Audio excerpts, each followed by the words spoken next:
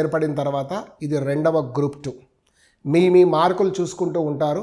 కానీ మీరు వచ్చిన మార్కులు ర్యాంకుతోటే తొందరపాటుగా మాకు వస్తుంది రాదు అనే నిర్ణయానికి రాకండి. ఎందుకు అంటే నిన్న ప్రకటించిన దాదాపు 560 గ్రూప్ 1 పోస్టులలో చూస్తే కనీసం ఒక 80 నుంచి 100 మంది అయినా వాళ్ళు గ్రూప్ 2లో వెళ్ళిపోయే అవకాశం కూడా మనకు కలుగుతుంది. కాబట్టి మీరు చాలా వరకు ర్యాంక్ బిలోగా ఉన్న వాళ్ళు కూడా కొందరు ధైర్యంగా ఉండే అవకాశం ఉంటుంది. మళ్ళొకసారి మీరు గమనించండి, ఇక్కడ కూడా గ్రూప్ 2లో టాపర్గా కనిపిస్తున్నది మనకు 447.08గా ఉంటే సెకండ్ ర్యాంకర్ 444.0754గా ఉన్నారు. అంటే వాళ్ళిద్దరి మధ్యలో 3 మార్క్స్ వ్యత్యాసంతో ఉన్నారు.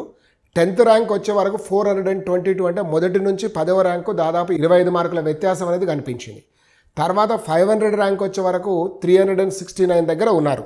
ఓకే, అయితే ఇది ఒక ఎత్తు. అయితే టాప్ 100లో కనుక గమనిస్తే కేవలం 4 అంటే 4 మహిళలు మనకు కనిపించారు. వాళ్ళు కూడా 32nd, 41, 69, 93గా కనిపించారు.